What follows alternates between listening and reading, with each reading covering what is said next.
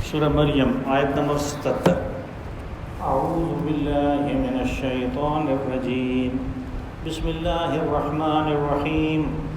افرأیت الذی کفر بآیاتنا وقال لأوتین مالا وولدا اطلع الغیب ام اتخذ عند الرحمن عہدا کلا سنكتب ما يقول ونمد له من العذاب مدا ونرثه ما يقول ويأتينا فردا واتخذوا من دون الله آلهة ليكونوا لهم عزا كلا سيكفرون بعبادتهم ويكونون عليهم ضدا ألم تر أنا أرسلنا الشياطين على الكافرين تؤزهم أزا فلا تعجل عليهم إنما نعد لهم عدا يوم نحشر المتقين إلى الرحمن وفدا ونسوق المجرمين إلى جهنم وردا لا يملكون الشفاعة إلا من اتخذ عند الرحمن عهدا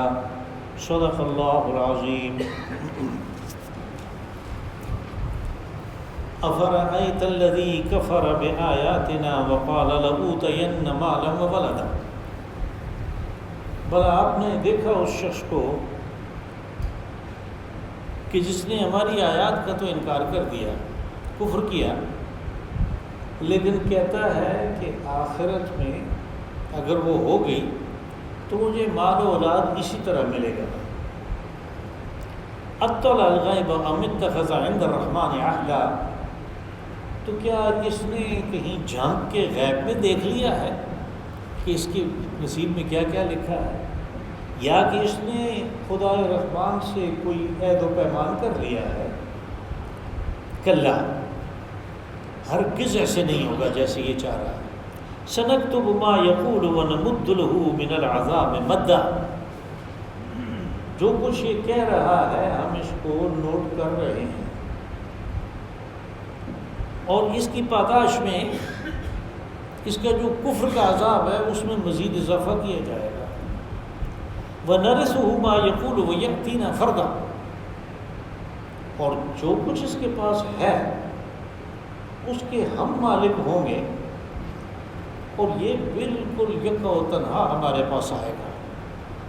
وَاتَّخَذُوا مِن دُونِ اللَّهِ آلِهَةً لِيَكُونُوا لَهُمْ عِزًّا كَلَّا، اور یہ وہ لوگ ہیں کہ جنہوں نے اللہ کو چھوڑ کے دوسرے معبود بنا لیے تاکہ وہ ان کے لیے قوت کا سبب بنے، ایسے ہرگز نہیں ہوگا۔ سَيَكْفُرُونَ بِعِبَادَتِهِمْ وَيَكُونُونَ عَلَيْهِمْ ضِدًّا، وہ جن کو انہوں نے معبود بنا رکھا ہے وہ قیامت میں ان کی عبادت سے انکار کر دیں گے اور ان کے مخالف کھڑے ہو جائیں گے۔ الم تر انا ارسلنا الشیاطین علی الکافرین تؤزهم عزا، تو اے مخاطب آپ نے دیکھا کہ ہم نے ایک اصول کے تحت شیاطین کو کافروں کے اوپر چھوڑ رکھا ہے کہ وہ ان کو خوب اکساتے ہیں۔ فلا تعجل علیہم، ان کے معاملے میں فیصلے کے لیے آپ جلدی نہ کریں۔ انما نعد لهم عدا، وہ فیصلہ تو ہو کے رہے گا، اور اس کے لیے جو وقت ہے اس کی گنتی شروع ہے، وہ ہم کر رہے ہیں۔ یوم نحشر المتقین الی الرحمن وفدا، اور یہ فیصلہ جس وقت ہوگا تو جو خدا ترس لوگ ہوں گے ان کو باعزت طریقے سے گروہ در گروہ خدا رحمان کے حضور لایا جائے گا۔ وَنَسُوقُ الْمُجْرِمِينَ إِلَىٰ جَهَنَّمَ وِرْدًا، اور جو مجرم ہیں ان کو بھوکے پیاسے جہنم کے گھاٹ میں اکٹھا کیا جائے گا۔ لَا يَمْلِكُونَ الشَّفَاعَةَ إِلَّا مَنِ اتَّخَذَ عِندَ الرَّحْمَٰنِ عَهْدًا، اور وہاں پہ آخری جو بات ہے کہ کسی کی کوئی سفارش ہو سکے گی تو سفارش کے اوپر کسی کی بھی قدرت نہیں ہوگی سوائے ان لوگوں کے کہ جن کو اللہ نے اس بات کا اختیار دے دیا، اور وہ گویا ایک قسم کا عہد ہو گیا اللہ کا۔ یہ اب سورہ مبارکہ کی آخری آیات ہیں، اور ان میں جو مضامین ہیں اس سورت میں ان کا تذکرہ ہے، لیکن طریق استدلال ذرا تھوڑا سا مختلف ہے۔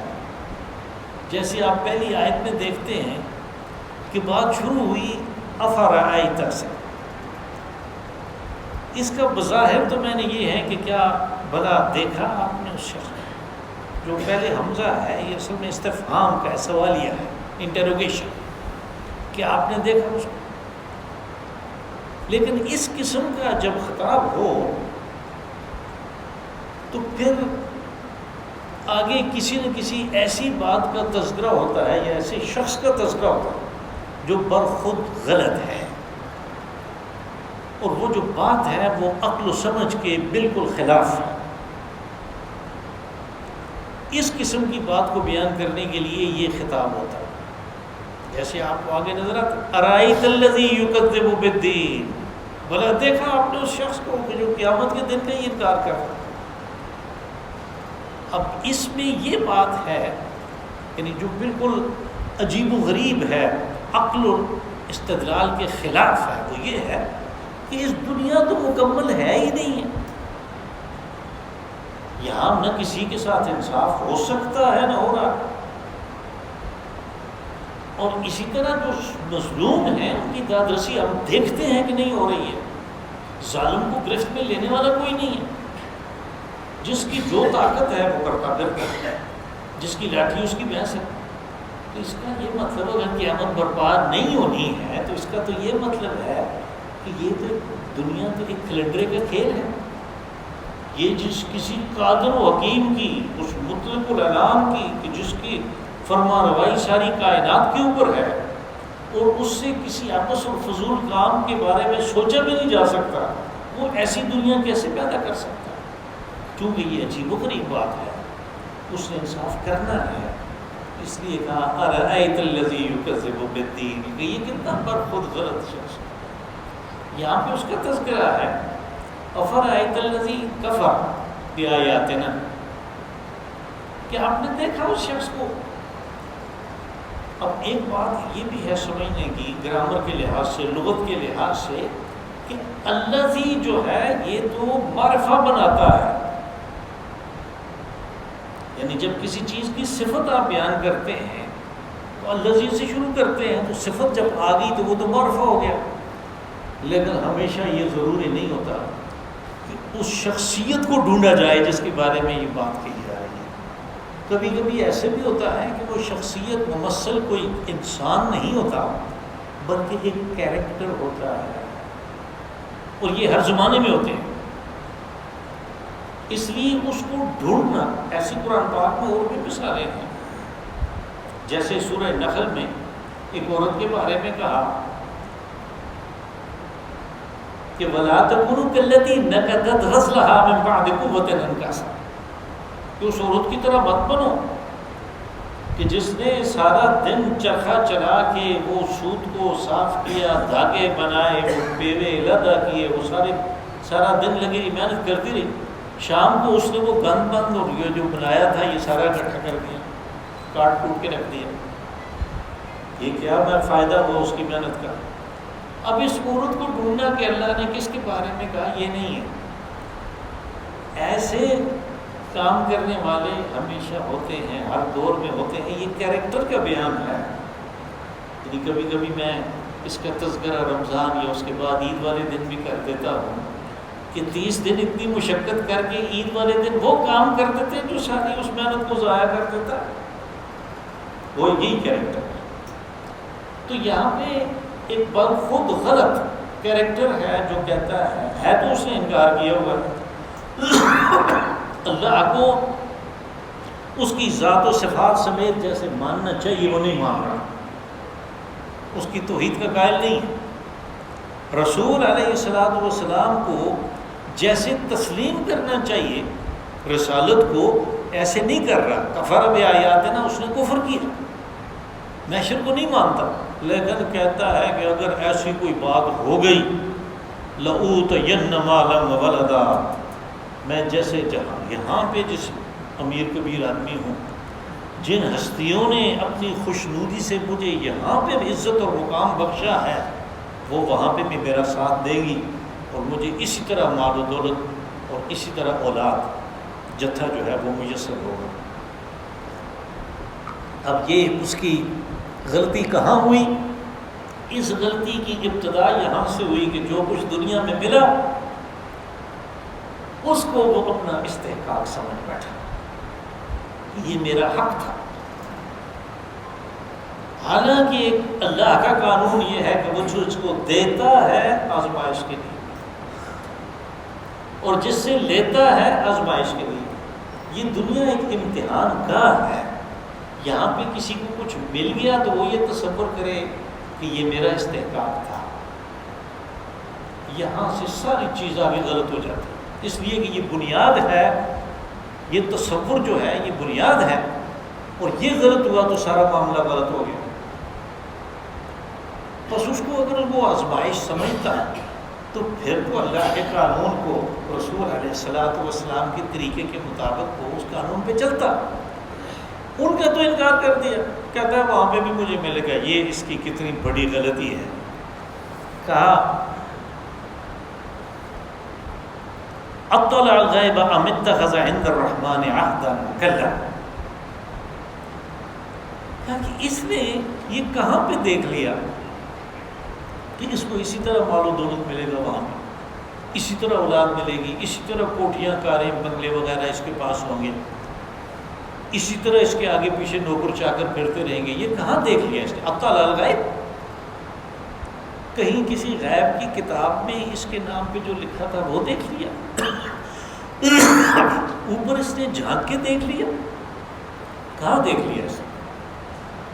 اطلع طلوع اسی سے ہے، یہ چڑھتا ہے، سورج چڑھتا ہے، اس نے اوپر چڑھ کے غیب کی باتوں کو دیکھ لیا ہے۔ ام اتخذ عند الرحمن عہدا، یا یہ کہ اس نے خدا رحمان کے ساتھ کوئی عہد و پیمان کر رکھا ہے کہ مجھے دنیا میں بھی دینا اور مجھے آخرت میں بھی دینا، جو کچھ ادھر دو اس سے زیادہ وہاں پہ دو مجھے۔ اب دونوں صورتیں نہیں ہیں، نہ تو اس نے غیب میں جان کے دیکھا، نہ اس کا کوئی عہد و پیمان ہے اللہ کے ساتھ، اس لیے کہ جس کے ساتھ پیمان ہونا چاہیے، جس کے ساتھ جو اصل میں وہاں پہ مالک ہے، اس کا تو اس نے انکار کیا ہوا ہے، کفر بیاات، اس کا تو اس نے انکار کیا ہوا ہے۔ اس لیے کہا کہ یہ پر خود غلط ہے، اس کے نظریات غلط ہیں، اس کا زوم غلط ہے، کلا ایسے ہرگز نہیں ہوگا۔ آپ کی معلومات کے لیے عرض کروں کہ یہ کلا جو ہے یہ پہلی دفعہ آیا ہمارے درس میں، شروع سے لے کر یہاں تک یہ لفظ جو ہے کلا یہ نہیں ہے، یہ پہلی دفعہ ہے۔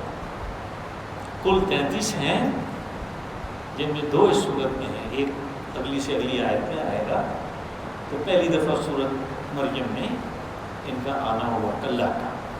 تو کلا جو ہے یعنی بالکل اس زبردست اعتماد کو ظاہر کرتا ہے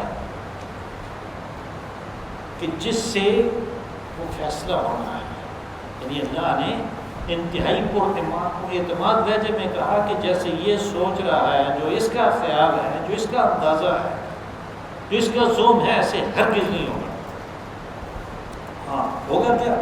صدق تو وہ ما یقول، کہ اس کی یہ جو ذکریات ہیں، جو اس کے بکواسات ہیں، وہ ہم نوٹ کر رہے ہیں۔ سنکتب ما یقول وَنَمُدُّ لَهُ مِنَ الْعَذَابِ مَدًّا،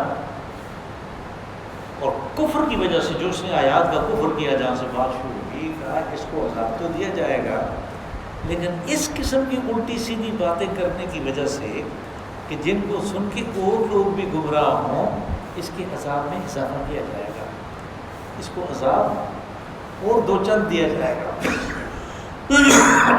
وَنَرِثُهُ مَا يَقُولُ وَيَأْتِينَا فَرْدًا، لیکن وہ چیزیں جن کے اوپر اس کو بڑا ناز ہے، بڑا نخرہ ہے کہ میرے پاس بڑا کچھ ہے، یہ میرا استحقاق ہے، مجھے یہ وراثت میں ملا ہے، میں نے اپنی ڈگری سے کمایا ہے، میں نے اپنی پلاننگ بڑی زبردست کی تھی، اور صحیح ٹائم پہ میں نے انویسٹمنٹ کی ہے، یہ ہو گیا وہ ہو گیا، جیسے ہم سنتے رہتے ہیں. تو کہا رسول اللہ یقول ویأتینا فردا، کہ جس چیز کو یہ اپنا استحقاق سمجھتا ہے اس کے مالک ہم ہیں. وراثت کہتے ہیں ملکیت کو، وارثۃ مالک، کہ ہم اس کے مالک ہوں گے. یعنی وہ چیز ہماری تھی، ہم نے دی، واپس لے لی. تو یأتینا فردا، اور یہ حساب کتاب کے لیے آئے گا بالکل یکوتر.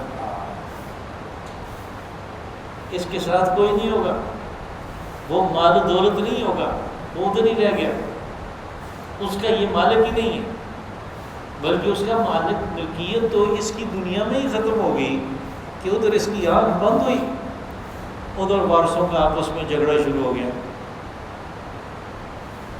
اور کچھ دن لگتے ہیں کہ پتہ چلتا ہے کہ سب جو ہے کچہری میں کھڑے. مالک کون تھا؟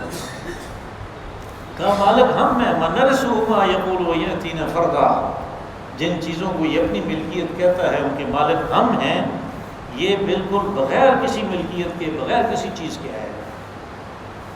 کبھی ان چیزوں کو پیچھے چھوڑ کے آنے کی بات ہوتی ہے تو کہتے ہیں قرآن پاک میں کہ یہ اکیلا آئے گا. کبھی سفارشیوں کو پیچھے چھوڑ کے آنے کی بات ہوتی ہے، وہ سفارشی نہیں ملتے، تو اس وقت میں یہی بات آتی ہے. وَلَقَدْ جِئْتُمُونَا فُرَادًا، سورہ نام میں کہا وَلَقَدْ جِئْتُمُونَا فُرَادًا كَمَا خَلَقْنَاكُمْ أَوَّلَ مَرَّةٍ، کہ حساب کتاب کے لیے تو تم اکیلے آ گئے، تمہارے وہ سفارشی کہاں ہیں؟ آگے پھر ان سفارشیوں کا یہاں پہ بھی تذکرہ ہے. وَاتَّخَذُوا مِن دُونِ اللَّهِ آلِهَةً لِيَكُونُوا لَهُمْ عِزًّا كَلَّا. اب دوسری چیز جو اس کا وہ زوم باطل ہے، جو خیال اس کا غلط ہے، اس کا تذکرہ ہے. وہ کیا ہے کہ جو اس نے معبود بنا رکھے ہیں اللہ کو چھوڑ کے دوسرے، ان کے بارے میں اس کا یہ خیال ہے کہ یہ میرے لیے قوت اور طاقت کا سبب بنے گا. عزن کہتے ہیں قوت کو، طاقت کو، کہ یہ مجھے چھڑا لیں گے.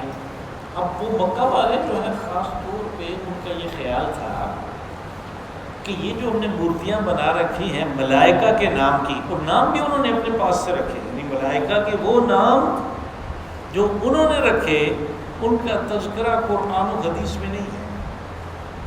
وہاں پہ صرف جبریل، اسرافیل، میکال، جن کو میکائیل کہتے ہیں، اس قسم کے چند یعنی 4-5 بڑے فرشتوں کے نام ہیں، باقی سب کو ملائکہ کہا گیا. انہوں نے اپنے پاس سے کہ یہ ملائکہ جو ہیں یہ اللہ کی بیٹیاں ہیں، نعوذ باللہ، اور پھر ان کے نام رکھے عورتوں والے، لات و منات و عزا و حبل، یہ سب مؤنث نام ہیں. تو ان کو معبود بنایا، ان کی پرستش کی اس خیال سے کہ اگر قیامت ہوگی جیسے لوگ کہتے ہیں، پہلے ہم سنتے آئے ہیں پہلوں سے بھی، اور یہ بھی کہہ رہے ہیں، تو پھر یہ ہمارے کام آئیں گی، یہ اللہ کی بیٹیاں ہیں، یہ ہمارے کام آئیں گی جیسے یہاں پہ آ رہی ہیں، اور یہ ہمیں اس کی گرفت سے چھڑا لیں گی اور ہمارے لیے مقام و مرتبہ کا بندوبست کریں گی، ہمارے لیے یہ قوت کا سبب بنے گی، یہ سہارا بنے گی. اب یہ ایسی برخود غلط بات ہے کہ جس کو بڑے یعنی زوردار طریقے پہ اس کا انکار کیا گیا. کلا، یہ دوسری دفعہ ہے کہ ہرگز ایسے نہیں ہوگا جیسے اس کا یہ خیال ہے. اللہ کے مقابلے میں کسی کو معبود بنا لے وہ قوت کا سبب نہیں بنے گا، وہ نظر ہی نہیں آئے گا کہ وہ کہاں ہے. ہم یہ بات پہلے پڑھ رہے ہیں کہ وہ ان کو آواز دیں گے، وہ نہیں آئیں گے.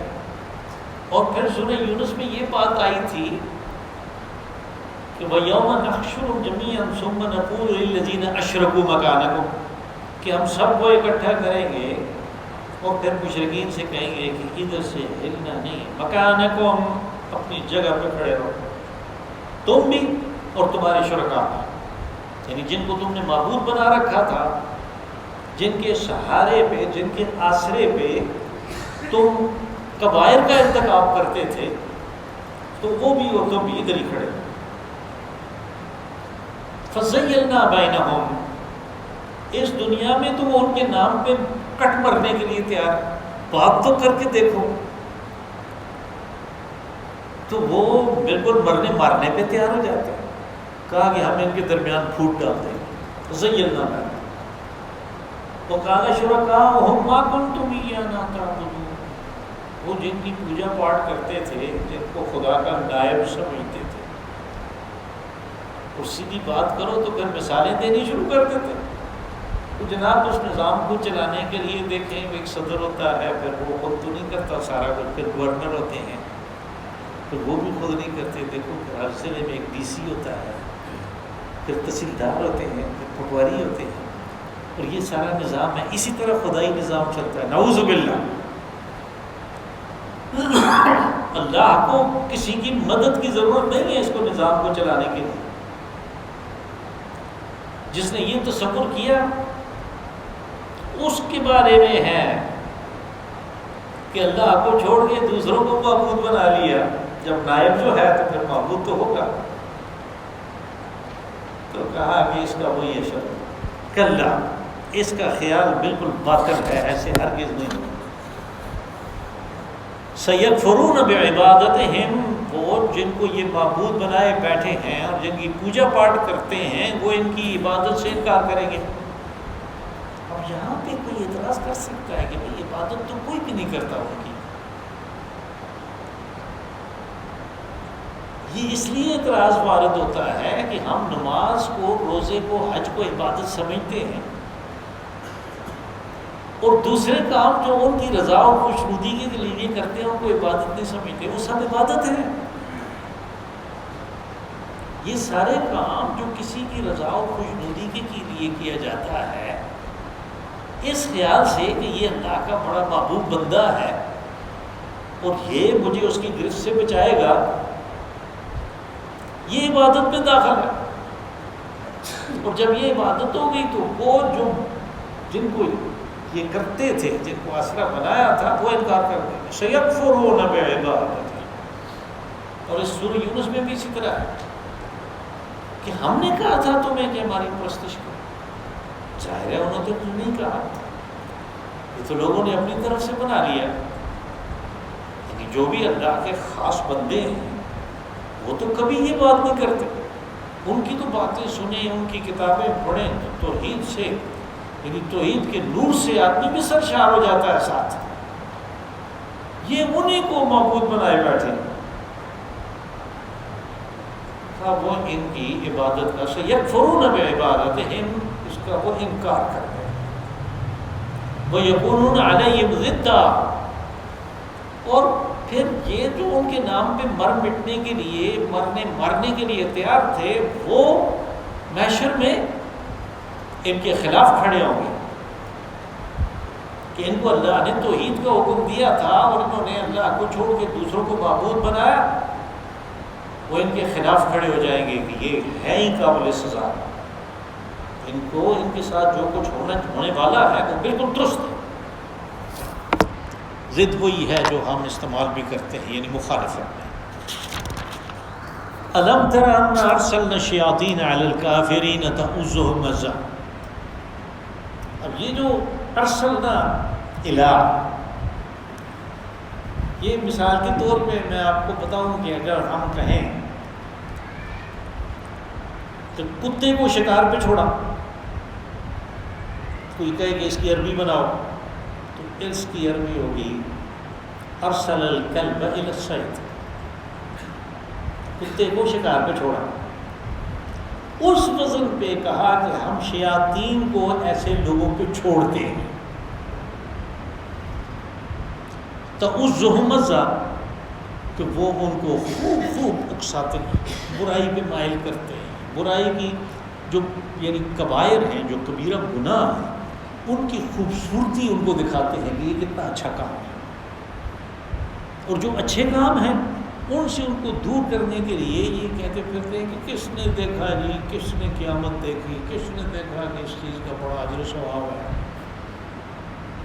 اس طرح کی بات. تعوذہم عزا، عزا یعزو اکسانا، کسی کو اس طرف مائل کرنا، یعنی اس کی اوپینین بنانا، پروپیگنڈا کرنا،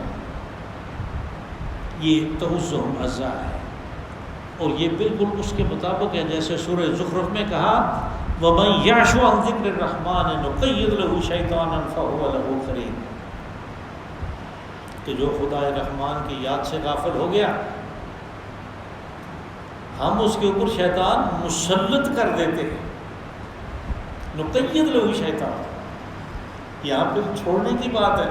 تو وہ دوسرا سٹیپ ہے کہ جب وہ اس میں آ جاتا ہے، اس کی چالوں میں، تو وہ گویا اس کے اوپر مسلط ہو جاتا ہے، اور نتیجہ یہ نکلتا ہے کہ یہ بندہ اس کو اپنا دوست سمجھنا شروع کر دیتا ہے، یعنی پھر اس کے مشوروں پہ عمل شروع کر دیتا ہے. یہ اس سے پہلا سٹیپ ہے کہ پہلے چونکہ اس نے انکار کیا، حقائق کبریٰ کا انکار کیا، اس لیے شیطان کو اس کے اوپر چھوڑ دیا گیا.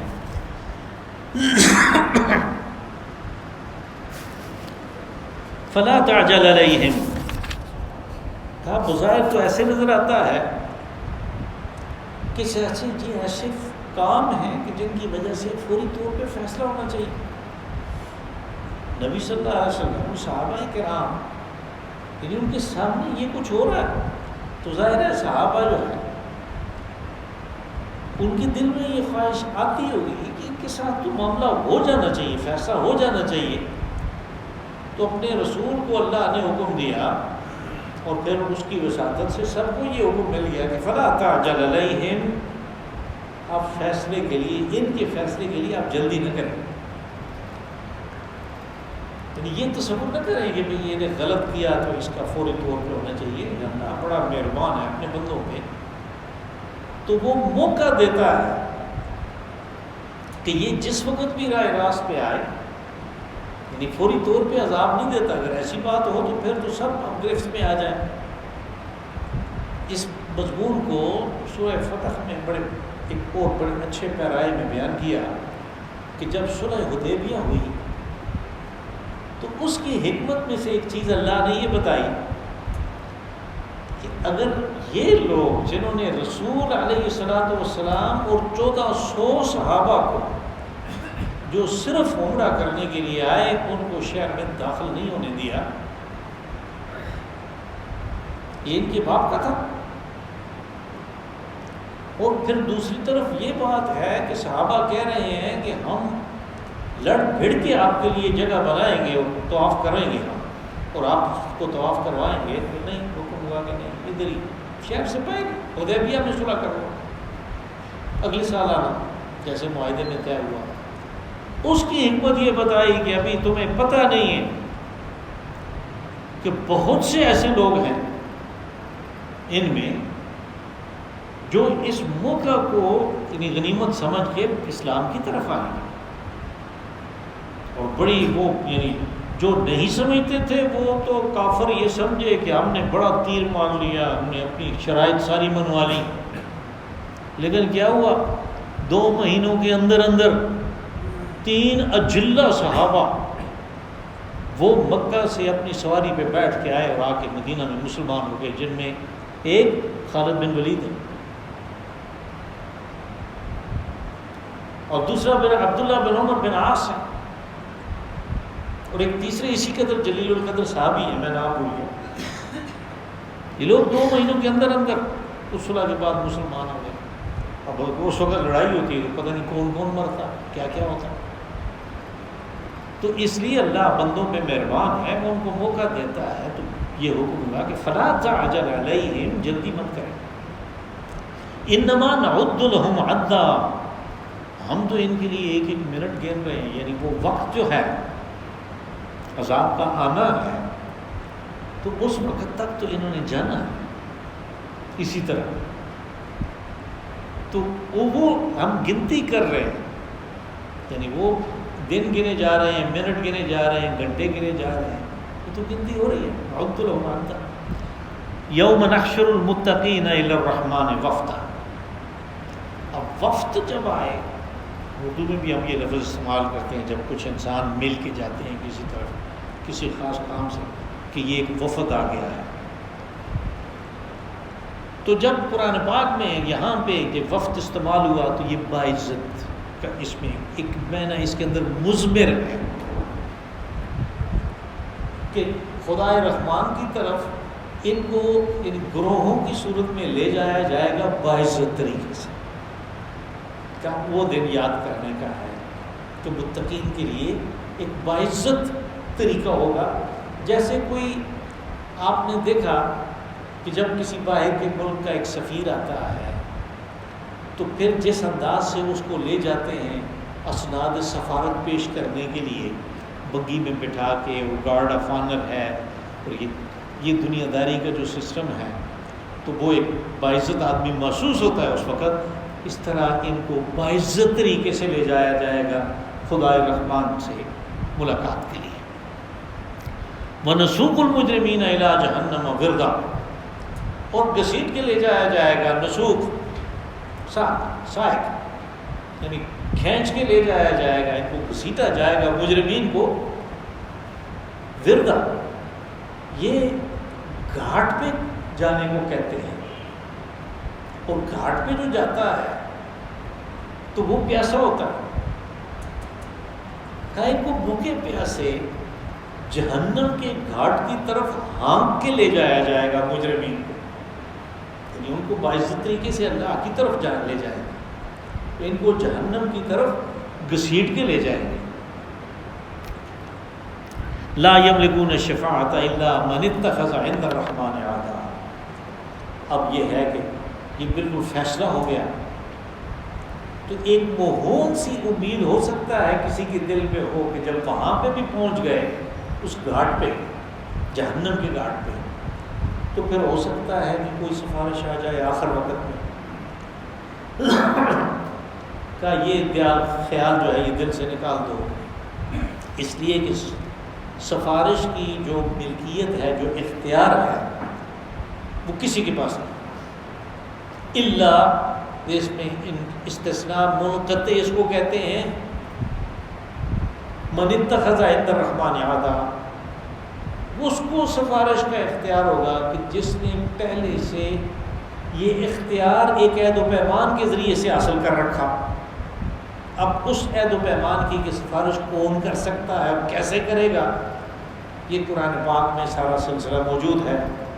نصوص قطعی کے اندر قرآن پاک کے اندر یہ بات ہے کہ شہداء اور انبیاء یہ سفارش کر سکیں گے, اور پھر رسول اللہ صلی اللہ علیہ وسلم ایک شفاعت کبریٰ ہوگی, لیکن اس میں کسی بھی باطل کو حق ثابت نہیں کیا جائے گا, کسی بھی حق کو باطل ثابت نہیں کیا جائے گا.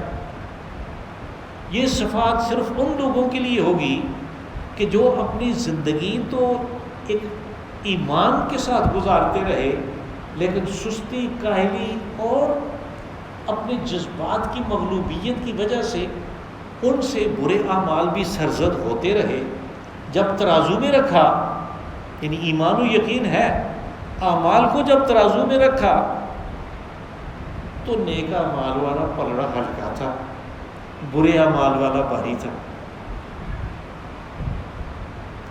ان کے لیے سفارش ہے.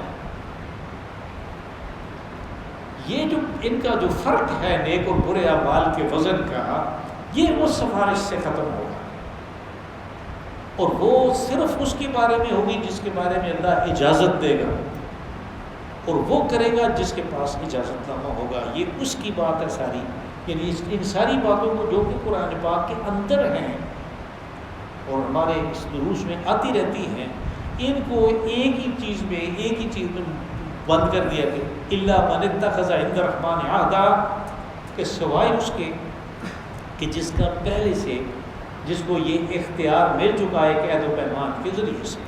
اللہم صلی وسلم وبارک وانعم علی عبدک ورسولک ونبیک محمد